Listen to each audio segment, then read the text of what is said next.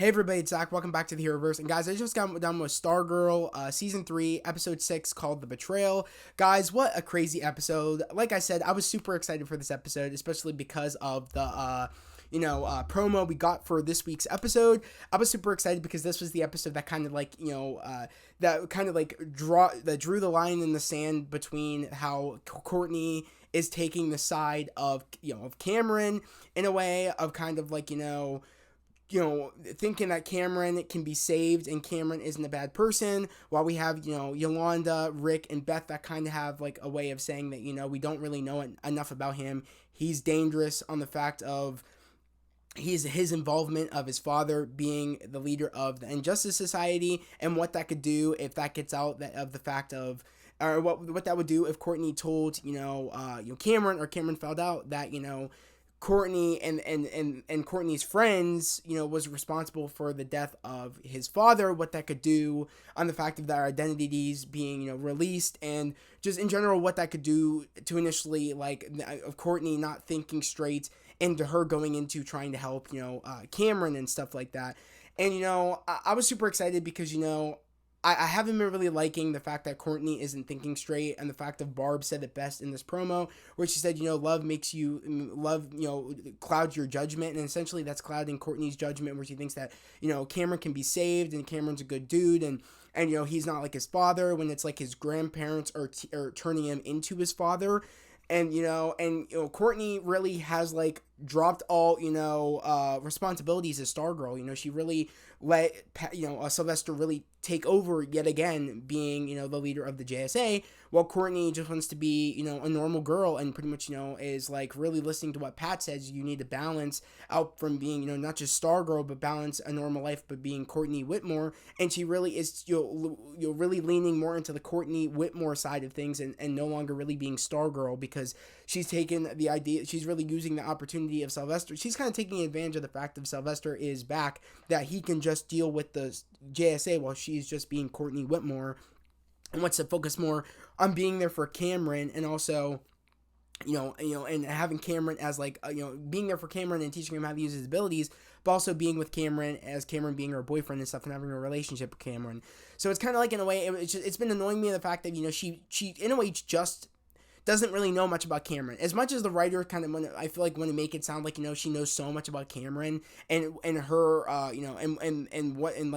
and are trying to make logical sense of why she's doing what she's doing. It doesn't really make sense on the story perspective of the fact of she barely spent time with that character in season 1, barely spent time with that character even when she was in summer school, and this is her second year in being, even in Blue Valley, in her second year of being in school. So it doesn't make sense to me, the fact of, one, that they're dating, two, why she's choosing this one kid over her friends, when her friends are looking out for her, and they understand that she has a crush on this dude, and they have a crush on each other, but she is blending two worlds together. And as we all know from Sylvester from last week's episode, telling Beth, you cannot let your superhero life and your day-to-day life blend together, because it puts your loved ones in danger. And essentially, she is blending both together, her hero life of being Stargirl and also her normal life of being, Courtney Whitmore, literally, blending those worlds together by her wanting to date Cameron McKenna, aka Icicle's son. So it just is not a smart idea that she is going down this path, because it just leads to, anger and sadness of the fact of when he finds out that she was behind his father's passing. It's gonna be it. Like, he's gonna want to hurt Courtney, and he's gonna want to hurt Courtney's friends of the JSA, Rick, Yolanda, and Beth, and also Mike and Barb and everybody. He's gonna want to hurt anybody that was involved with his father's death. And I don't think Courtney has her eyes open to the fact of that, is that she thinks that she can just, she thinks that she can just go help Cameron control his abilities, but she's not thinking from a perspective of look, I'm not, she thinks his grandparents aren't trying to do anything when they are. And Pat and Barb in this episode really, they have an understanding of they have their eyes open to any possibilities. They're really looking out for these kids, and not just Courtney, but looking out for, and not just looking out for Courtney, but looking out for, Yolanda, Rick, and everybody a part of the team, and all their loved ones.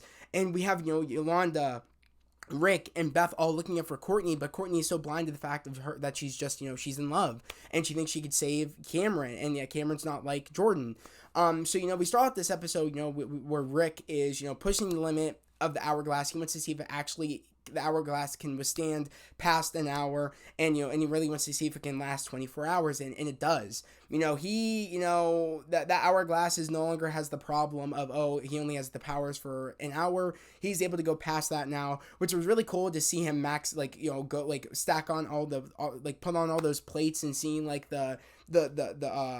seeing the rack bend. That was really cool to see that happen, and to see that he was just really excited that he got it to work, and then he doesn't have to worry about his powers draining at some point. He can actually be in the fight as long as he wants to now.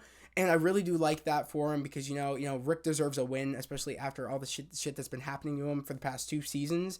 I do think he deserves this win where he feels like he does no longer has to feel like once his powers run out that he becomes a liability. He feels like now I can actually be in the fight at all times, and I can actually make sure nobody gets hurt, and I can actually give it my all now without feeling like there's a limit on what I can do. So I was really happy to see Rick solve the problem with the hourglass, fix the hourglass, and even fix it and go above and beyond with the hourglass, and not just being no longer an hour, but going on to it can be more like 24 hours now, the hourglass, and what he can do with that now, to help out the JSA. So from after that, we go see, we're with Yolanda now. We're at the church, and she's in the confessional, and she's pretty much telling her priest, she was confessing her sins and stuff, and the fact that she stole something, that for the sake of something, for the sake of good or whatever, she stole something at the benefit of helping other people. And, she said a very Daredevil line, which, I'll put it up right here, what she says, because I called it out, that line that, they took from Daredevil Season 1, Episode 1. So I'm going to put it up right now. You will be forgiven for what you've done. No, I don't think you understand. I'm not asking forgiveness for what I've done. I'm asking forgiveness for what I'm about to do.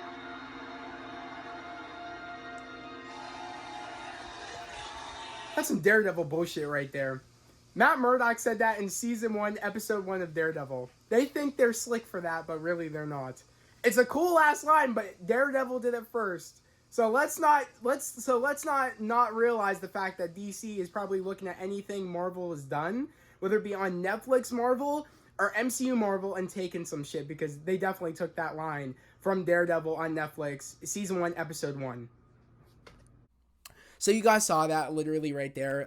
Literally, the writers of the show must have, or it might have been a coincidence. I highly doubt it though, because this isn't the first time that the CWDC has taken a lot of ideas from Marvel, and that's literally a line they took from Daredevil Season 1, Episode 1 that a lot of the people know, that iconic line from Season 1 of Daredevil. That line made that show, essentially.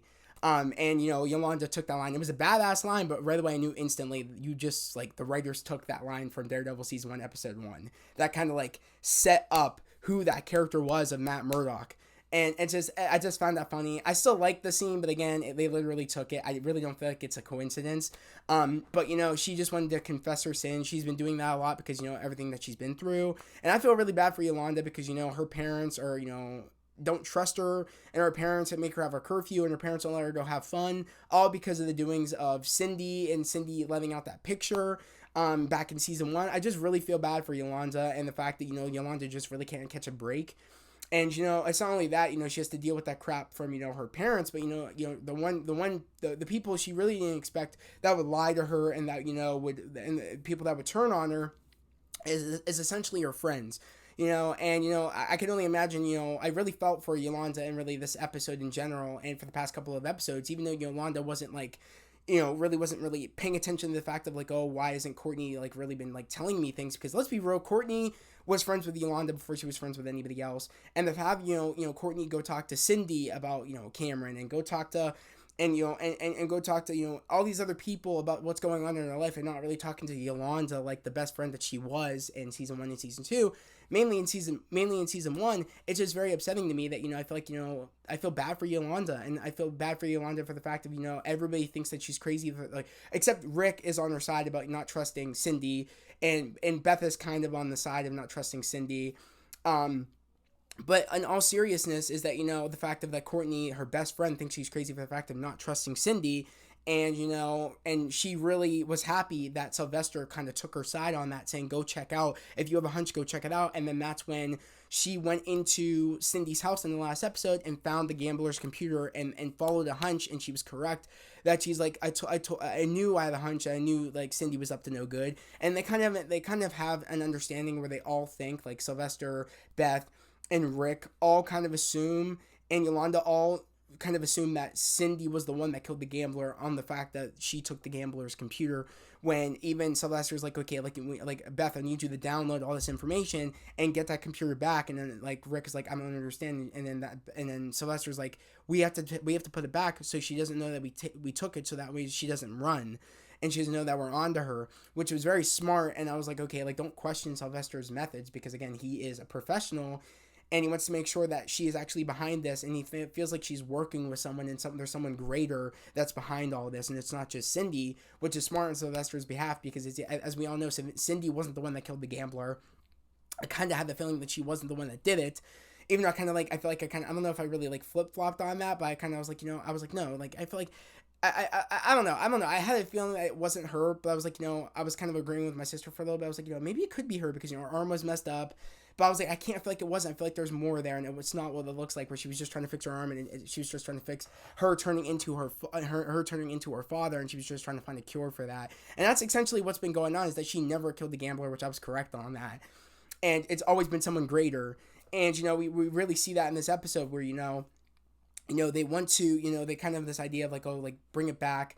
And in this episode, right when we go from there, where after Yolanda in the confessional, we bounce to now, in the morning time, where we have we have Barb, we have Sylvester. No, we have Mike in the kitchen, and he's like has a whole bunch of fruit, and he's juicing stuff, because the Crocs took all of the cereal and all of the sugary foods out of the house, and pretty much made it like is like the Crocs keep doing this, where they like want to make sure that everybody at the Whitmore house all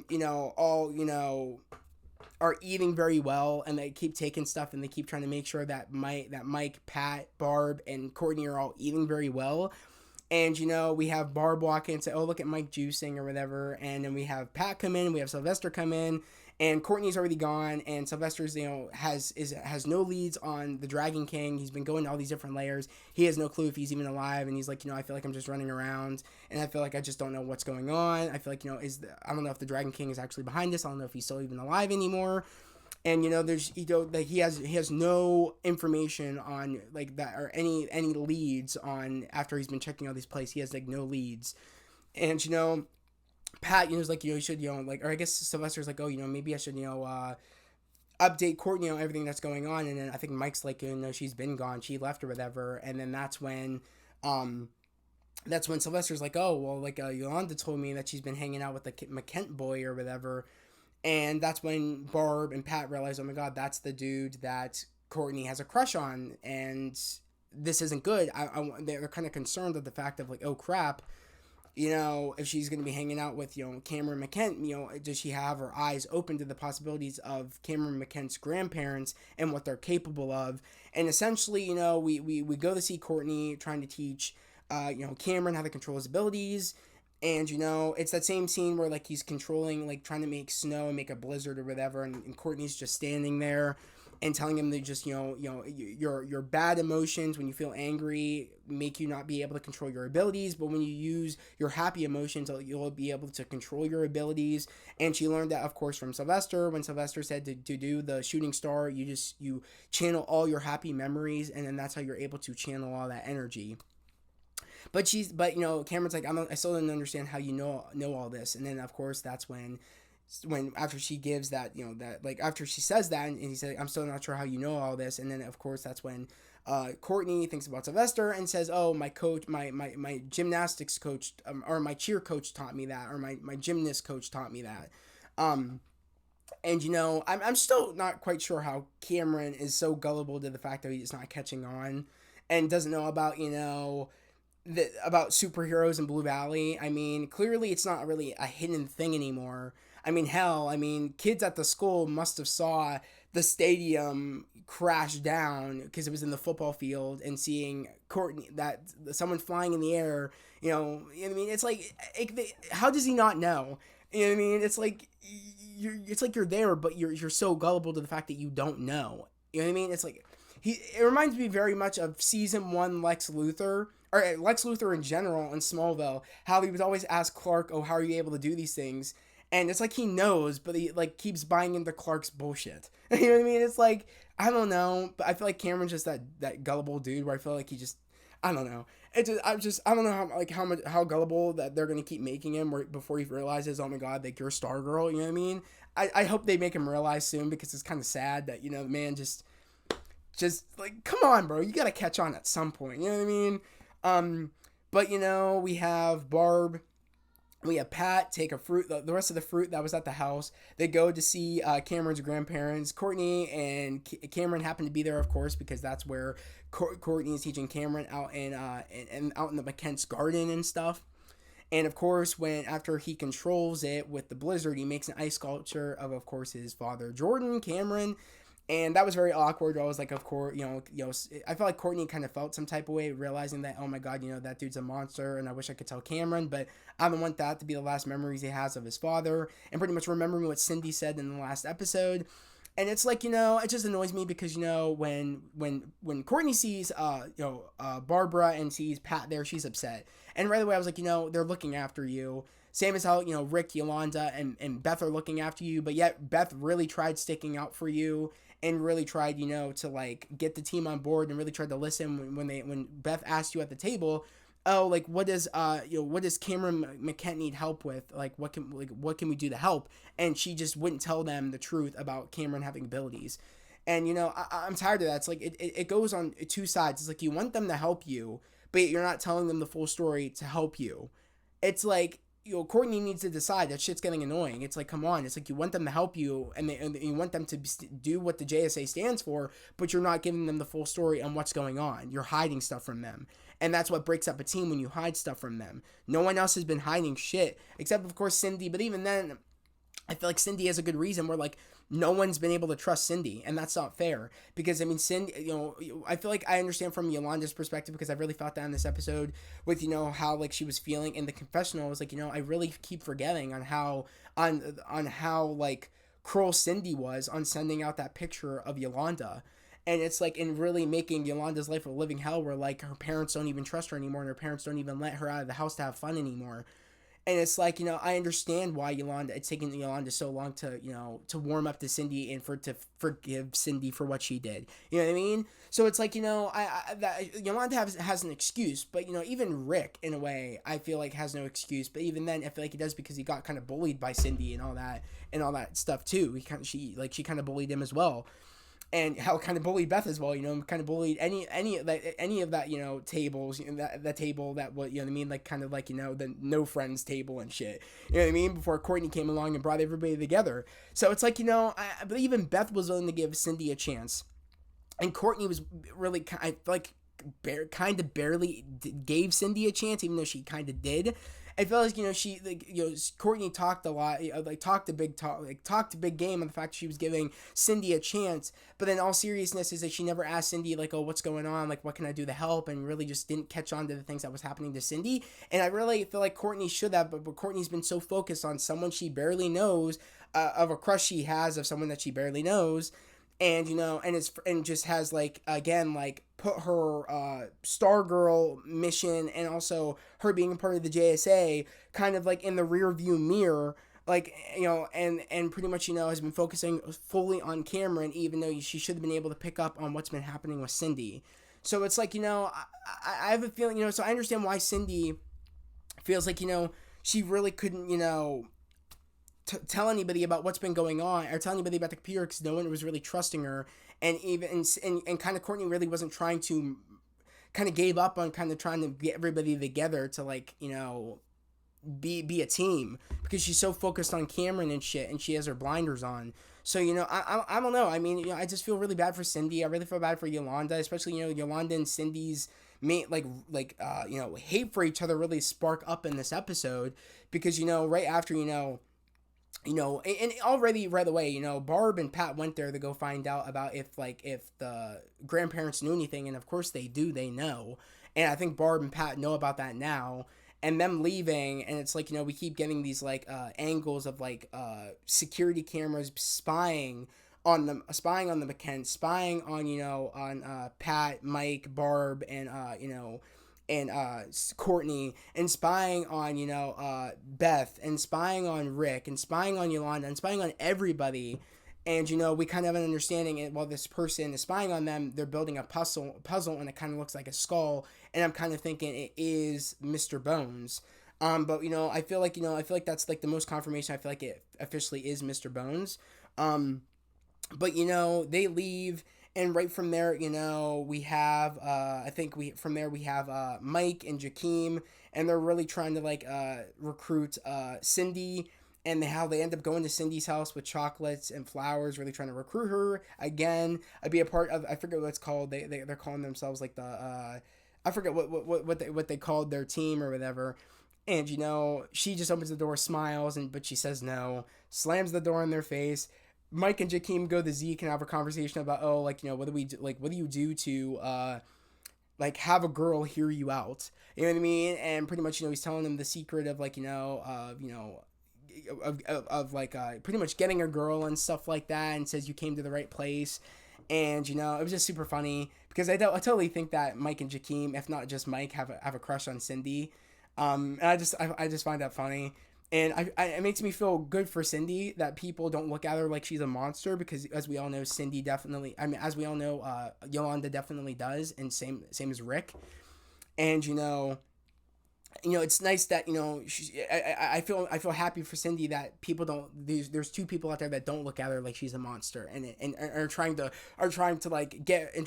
appreciate her, and are trying to get her on their team. And it's Mike and Jakeem. They actually want her to be a part of something, and it just makes me feel happy for Cindy, because I feel like Cindy really hasn't gotten any break ever since Courtney let her be a part of the JSA. But really, she really hasn't really been a part of the JSA. So I really feel bad for Cindy, and the people that do want her to be a part of the team, she's kind of saying, no. But I feel like eventually she definitely will go on the team with Jakeem and Mike at some point. And I'll come back around to why I think that. But we go from we go to, of course, we go to was it Beth. And Beth is doing research, like I said, for, taking all of the stuff that was on the gambler's computer, so that way Yolanda could take back the computer before Cindy knows it's gone. And, she has another conversation with her parents, pretty much saying, her parents were angry because they tried calling her, and she blocked their number because, she needed to separate her being Dr. Midnight from her just being Beth Chapel, and them being her parents and stuff. So she's like, if you guys don't leave me alone, don't make me push you guys away more than me blocking you guys. I don't want to have to do that, but I don't want you guys to get hurt. I need to keep my day-to-day life separate from me being Dr. Midnight, and I'm being Dr. Midnight now, so you guys need to just back off right now and let me do my thing. And she got the computer ready for Yolanda. Yolanda came in, and Beth's like, do you think I'm doing the right thing? And then, and then Yolanda's like, yes. And then she's like, remember, because, my parents are jerks or whatever, are terrible. And she's like, if you feel like, you're being too harsh on your parents, maybe take a minute to rethink that or whatever. If you kind of leaving them out of things, you know what I mean? Rethink it then. But I wouldn't tell my parents because, they're jerks. And, they really are jerks, Yolanda's parents. I don't blame her that she would never tell them, because, hell, they would make her stop being Wildcat. They wouldn't think what she was doing was good. They wouldn't, you know what I mean? They literally disown her, and they're ashamed of her. And also, not only that they don't let her they go out to hang out with her friends. They only let her go to work and then come home. They don't let her do any extracurricular activities and stuff. They're like, they totally are ashamed of Yolanda and embarrassed of Yolanda. And I feel terrible for Yolanda, and it's all because of Cindy. So I understand why that anger is there. And that threat where she said, like she said to the in the confessional, when she said, like, I don't need Father, I don't need any forgiveness for what I've done. I'm gonna need forgiveness for what I'm about to do. And it's like, shit, she's actually gonna try to, like, I feel like, take out Cindy, because she feels like Cindy has gone too far taking out the gambler, and she could just do whatever she wants, and she wants to, take out Cindy. So, the moment where, Cindy, where Yolanda takes the computer back, Cindy, of course, knew that she took the computer because she left a scratch on the window, Yolanda, when she took the computer in the first place. And there was just a big fight that broke out. And, Beth catches all this, because when Beth downloaded everything, Beth came across the same thing the gambler came across, where, like, somebody has been spying on everybody, and catches Yolanda and Cindy fighting at Cindy's house, and she's like, right away, tries to call Courtney. Courtney's not picking up because Courtney got flowers from Cameron, and she's just so distracted right now. And I was like, oh great, like, oh, hope Cindy. Right away I was like, okay, like, Courtney's distracted. She got flowers from Cameron. She's probably calling Cameron or doing something. She's probably not going to show up. She hasn't been paying attention all this time in general, and she's kind of like not cared about the team at all. And she's been so focused on Cameron. So I was like, okay, like, she's definitely not going to answer. You got to call Rick. Rick is just so happens to show up and throw a car and almost hit Cindy, and says, like, oh, I knew it or whatever, meaning, like, I knew that, you were the person behind this, and I knew that you were going to try, like, to resist or whatever, or try to do whatever, but he's like, I knew it. And he helps Yolanda kick Cindy's ass, and it really upsets me, because by the time I was actually, like, I was kind of upset about this, but I was kind of like, I was like okay with it at the same time. I was upset at the fact of, like, I thought the moment where, like, Courtney uses the shooting star on Rick and Yolanda, I thought that she was doing it because they were trying to tell Cameron to stay away from Courtney. But it turns out they were doing it to break, like, Courtney did the shooting star to break up the fight between Rick and Yolanda versus Cindy. So I was like kind of disappointed, but I was like, I actually like this. It makes sense or whatever. I was like, okay, this is cool. Like, I want to see where this goes. And of course, Courtney just comes down saying, like, told Cindy, like, what's wrong with you or whatever, like, what are you doing? And then Cindy's like, what am I, like, I'm not the one that started this, she's the one that broke into my house and did all this crap and tried fighting me or whatever. And then that's when, of course, Yolanda tells, of course, Courtney that she took the gambler's computer. She's behind this thing, she's been behind this the entire time. And, and it kind of, in a way, like, is kind of like agreeing with, kind of agreeing with Yolanda and Rick in the moment, saying, like, oh, Cindy, what's going on? Like, just tell us what's going on. Like, she's kind of, like, in disbelief in a way, but she's trying to have answers, because she's like, she was on the defense of, like, okay, like, I'm kind of, like, is that true, you took the computer? And Cindy's kind of, like, in a way, like, not wanting to tell them, because, again, they really haven't been trusting her, and Courtney really hasn't asked her what's been going on. So it's like, she doesn't even want to tell Courtney what's really going on, but Courtney's like, oh, Cindy, what's going on? Like, I really want to know, like, tell us what's going on. And she's like, the reason I took the gambler's computer is that I'm trying to undo whatever my father did to me, because I'm changing or whatever. And then, of course, Courtney puts two and two together. We're like, she sees Cindy's scales, and she's like, oh my God, we saw Beth found a scale at the gambler's trailer. And kind of put two and two together, like, oh, you were there, and you did take the computer. Were you the one that killed him? And then that's when Courtney says, oh, Cindy, I need you to tell me what's going on. And then that's when she gives them the explanation. And then Cindy's eyes change, where it's like, they turn into the Dragon King's eyes or whatever for a minute. And they're all like Cindy, I mean, like, Yolanda and Rick are already looking at Cindy like she's a monster, but kind of Courtney's doing the same thing at this moment. Like even though, like, Courtney wants to, like, figure out what they can do to help, it's like, it's a little too late. You guys just, like, Rick and Yolanda would never accepted Cindy as a part of being the team and never trusted Cindy. You claimed to trust Cindy to be a part of the JSA, but you never kept her into what was going on. You thought of her as a suspect. You never stood up for her. You never really tried to, like, keep trying to blend these teams together and make it work out. You know what I mean? So she doesn't trust Courtney anymore. And the fact of, like, she's like, oh, if you would have just told us or whatever, and then that's when Cindy's like, what, like, I, like, me, like, you're one that talk, about me lying or whatever, but yet did you tell them that you were lying? And you're like, oh, and then she's like, did you guys know that, she's been hanging out with, Cameron McKent? And then Yolanda's like, we already know that she's dating Cameron. And that's when Cindy's like dating him. Meaning that after the conversation that Cindy had to Courtney, when Courtney said, oh, like, oh, what do you know about Cameron? And then Cindy's like, oh, I like the idea of you two. And then found out that Cameron had abilities and told Courtney to stay away. She ends up going behind Courtney's back and ends up dating Cameron anyways. And she's like, Cindy went out of her way, pushing Cameron to the point of like, Cameron could have hurt Cindy to try to protect Courtney. And Courtney just went behind her back and ended up dating Cameron anyways. After Cindy went out of her way to try to get the information to make sure that Courtney would be okay if she were to date Cameron. So it's like, I felt really hurt for Cindy in that moment. And the fact of like when she's like, oh, but did you guys not know? Did she not tell you that she's been training crazy how to conjure up icicles? And it's like, oh, like right away they're like, what are you talking about? That's what Yolanda and pretty much Rick said. And right away, Cindy says, once he finds out what you did to his father, he's gonna come for you, and I hope he wins. Meaning that Cindy's done with Courtney's bullshit. I mean, Courtney is just in way over her head, thinking that she's gonna save Cameron, and Courtney, really didn't keep up to her end of the promise where she said, you could be in the JSA and we'll make this work. And it's like, she really hasn't been there for anybody. She hasn't been there for Cindy to know that stuff was going wrong with Cindy.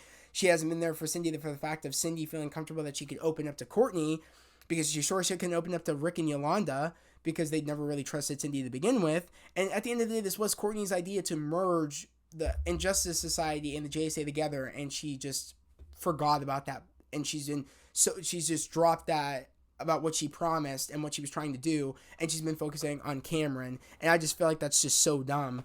And I just and it's pretty much interesting to the fact because Rick, Yolanda, and Beth pretty much all at this point don't trust Courtney. They're like, Yolanda's like, I thought, I would be able to, like, I wouldn't be able to trust, anybody. I never thought I wouldn't be able to trust, my best friend or whatever, or trust, like, my friend or whatever. And I really felt, in a way, I felt bad for Courtney, but I was like, at the same time, I don't feel bad because you lied about Cameron, because you knew that, what you're doing is, like, not good. And, you forgot about your duties of being the leader of the team. You left your team to be with somebody else and to help that person over your friends and your team. And it's kind of like, you did it to yourself to the point where, like, Courtney's like, oh, I think, Sylvester should be the leader of the JSA, you know what I mean, until, and we take some space. And then I love how Yolanda's like, he's already been the leader, so it doesn't even matter what you're saying. And it's true, he's been the leader, he's been the only one that's been focused on the real task at hand of finding whoever the hell is murdering people around Blue Valley, and, and just eventually spying on them, because I don't even know if, I think if I'm correct in the next episode, Courtney does end up looking into the hell, is like spying into everybody, but that's going to be interesting to me because, like I said, I don't know if this is going to, like, Rick and Yolanda are going to, like, kind of, like, go back into wanting to work with Courtney after them just pretty much kicking her off the team, even though they didn't do that. It's kind of like she did that to herself, saying that, I want to, like, I think we should take a break and Sylvester should just keep being the leader of the team. And it's like, he's already been doing that. So it's like, they don't really care what Courtney's doing. They don't, because, she's just not focused. She has other, duties to do. And she clearly thinks it's more important to be with Cameron than it is with the team and shit like that. And the real problem that's going on in Blue Valley. And it just should be interesting to me because, Beth, shows, Courtney and shows, Pat what happens, like of somebody, like, is spying on them. And right away that kind of sets up to where I don't know if, like, again, Rick and Yolanda are gonna, like, go just go back to normal and work with Courtney to, like, figure out who the hell's spying on them, or they're gonna be like, Beth is willing to do that, but Rick and Yolanda aren't ready to do that because they just feel like they can't trust her and shit. I don't know, but I'm just super excited. And also I think like, since Cindy is done with the JSA, I do think that she is officially going to take Mike and Jakeem's offer about being on their team, and she's probably going to be, of course, the leader of that team. They're going to let her be the leader of the team because they want her to be on the team so bad. And I'm totally for it, for her to be on the leader of that new team that Mike and Jakeem got going on. But also, I really want to talk about Artemis for a minute. A lot of you guys said that in the pre-show live. We're like, we don't see enough of Artemis, and I've been saying this where it's like that. Like, we only saw Artemis maybe twice this season for like a couple of minutes, and it's funny because she was like, we had Cindy be a part of the JSA for a little bit in the beginning, but then she was a suspect, but we never saw Artemis officially become a member of the JSA, and I'm wondering if we're gonna have that happen at all this season or no. I'm thinking it's gonna happen probably towards the end when she'll officially become a part of the team of the JSA. So it should be very interesting if those writers give her something to do. At least I hope so, because I really do like that character a lot. I feel like she brings a lot to the table, and I feel like she would just it would just be cool to see the dynamic between Artemis and Cindy, being kind of like ex villains in a way, like upcoming villains, but then they make a turn to actually help out on the JSA team and actually be reformed and stuff.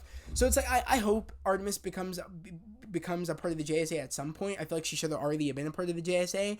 But I don't know. I don't know why the writers wrote it where they aren't doing much with that character. I don't know why they made it where she wasn't a part of the JSA and the JSA was kind of resistant to have her in, but yet they let Cindy in. I just thought that made no sense a little bit. So I'm just wondering when they're going to bring Artemis in, because we see a lot of the Crocs, but we don't see anything with Artemis, and we've been seeing a lot of the Crocs without Artemis, which is weird because that's their daughter. So I don't know where that's all going to go, but I did really enjoy this episode to the fact of we have before Beth comes with the computer, we have Sylvester kind of give that that speech to Courtney, like actually being like a role model for Courtney, saying like me and you are a lot alike. I tried anyway, I tried telling my sister that I guess that brainwave couldn't change or whatever, but my sister really had hope that he could change or whatever. And she kind of proved me wrong where he changed. And I kind of was with where you were like, oh, I like feeling like somebody can change, but then it was already too late to the fact of Icicle convinced Brainwave to kill my sister. And and from what I hear, he ended up killing Henry, my only family. And I really felt bad for Sylvester in that moment, like he never got to meet got to meet his nephew. I really felt bad for him. I was like, damn, man, that really sucks. So I don't know. It's just and it would be really cool if could you imagine if Henry wasn't dead and he did get to meet you know what I mean? That would be sick. You know what I mean? If he got to meet his nephew, and and Henry got to meet his uncle. You know how cool that would have been. But unfortunately, that's not the case. You know what I mean? So that's very unfortunate that that Henry and Sylvester never got to really meet one another. And I did really love that moment because he's like so he's like, as much as I don't know Cameron McKen, I know you, and if you say that this kid can be saved, I'm with you, and and the team will come around and stuff. I'll talk to them and stuff. So it's like, I don't think this is going to last forever. I'm really curious to know if this... I feel like he can't be saved, though, Cameron. I feel like he will become the villain of the next season. And maybe eventually he will be saved. I'm not sure. But I hope... If the writers know good writing, which as far as I know they do from Season 1 and Season 2, and since so far in Season 3, I just hope that they make Cameron not savable and make it predictable, where it's like, oh, he was saved. I want him to become a villain, and I want him to build up the Injustice Society again. That's what I want, because I feel like this show has been lacking a villain team. That was what I really appealed me to the show, was the team versus team. The villain team versus the good team. And it bums me out that we kind of don't have that anymore, and I'm hoping that we see since we saw a new team of JSA being built up, I want to see a new team of Injustice Society members being built up. And I feel like Cameron would be the perfect person to do that. And it makes me wonder, will that happen or not? I'm not quite sure. But I'm really curious to know, guys, what did you guys think about this episode? Like I said, I ended up loving this episode. Even when I thought it was, again, a very, even though when I thought Yolanda and Rick were going after Cameron, and that's why Courtney showed up and split them up. even though that wasn't the case, it still ended up being a good ass episode, and it just makes me wonder more and more what the hell is going on, and is that actually Mr. Bones that's spying on them on those cameras? Is it actually Mr. Bones? I feel like it is, because it looked like he was making a skull puzzle. So I'm thinking more likely it is Mr. Bones. But I'm really curious to know, do you guys think it's Mr. Bones that's behind the spying on everybody in Blue Valley and behind the death of the gambler, or maybe just the spying around Blue Valley and not the death of the gambler? I feel like he's behind both. That's what I'm thinking. And also, I'm excited to see when Jade will come in, because when Mr. Bones is involved, we know that Mr. Bones is involved in the missings of Jade's brother. So I'm really excited to see how that's all going to go and how Jade comes into things. And I'm excited to see if we're going to see Shade back this season or not either, because I'm going to play the promo right now. Someone's been spying on us. We don't know who or for how long. What do they want?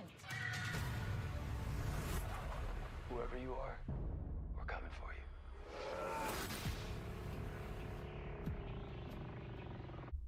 And as you guys saw in the promo for the next episode, we see kind of like a shade going through. So it makes me wonder, are we going to see Shade in the next episode, or see Shade eventually? Because I think he said he would be back at some point. So will we see him before the season ends? Who knows? But yeah, again, guys, here, if you are new to the channel, subscribe to the channel, put those notifications, like this video. I would love to have you guys here, a part of the fam, a part of the channel, all about spreading love, positivity, and motivation. Yet again, guys, we are almost to 600 subscribers. Right now we're at 500 and I want to say 62 or 561. We're almost on our way to hitting 600 subscribers, and that is the goal, to hit 600. And again, guys, my last 3 parts for my PC come in on Sunday. And like I said, I've been saying that's going to open up so many different possibilities and so many new things here to the channel. And so many things I've been wanting to do here on the channel is a lot of watch parties and a lot of actually like reaction videos and me reacting to like episodes for shows and stuff. Unfortunately, I won't be able to drop them here on YouTube. I want to open up a Patreon to do like episode reactions for shows, or a movie reaction or whatever, without having to deal with copyright claims. And I think you could do that through Patreon without like avoiding the copyright stuff and all that stuff. You can actually like do stuff like that. And I actually want to start doing a lot more like lives on YouTube. And also I'm going to be streaming I'm going to be doing a lot of game streaming. And I'm super excited to be adding that to the channel. I might I want to know, do you guys think I should start a new channel for gaming, or do you guys think I should just add gaming to my channel that I have now? Honestly, I could do that if you guys just want me to do that, or I can add a totally new channel, just specifically the gaming. So let me know what you guys prefer. Do you guys want me to add gaming to the channel as it is, or do you guys want me to start a new channel specifically for gaming? Let me know, because like I said, I'm going to be doing a lot of gaming here on YouTube, whether it be Fortnite, whether it be GTA, whether it be Gotham Knights. Maybe that's the first thing, like new game that I'll actually stream, Gotham Knights maybe. And then, I also want to stream maybe the new Call of Duty, because I've been wanting to get the new Call of Duty. Maybe I'll stream the campaign. Who knows? If you're interested in any of that stuff, let me know down in the comments below, because I just want to do a lot more things here on the channel, because again, I want to do more fun things for you guys and more interaction stuff with you guys, and I feel like this is a great way for me to do that. And our pre-show live stream that we had today for Stargirl episode 6 was such a fun turnout, talking about Halloween, talking about this episode of Stargirl, talking about how the classic Halloween movies, talking about old Disney movies and old Disney shows, and it was just a blast talking about all that stuff and just talking and having a fun time. And we can do that in any pre-show live. Like, we could talk about like either the show and the episode that's about to happen, and we could talk about other things. We don't just have to talk about the one thing that I start the live for. But I want to start doing like maybe every Friday, do any topic Fridays, where I go on live and we talk about anything.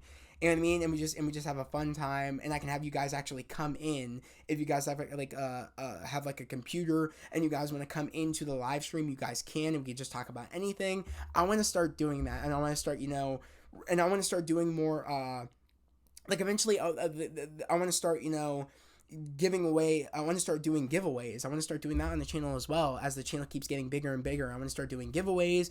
I want to start doing what else? I want to start doing I can't think of the top of my head. I want to start a merch website, like to actually like do merch and stuff. Like there's just so many things I really want to do here on the channel. And again, I want to know what you guys think about me starting a specific gaming channel or having things just on here. And what do you guys think about, like, do you guys want me to do an annual live, an annual live every Friday?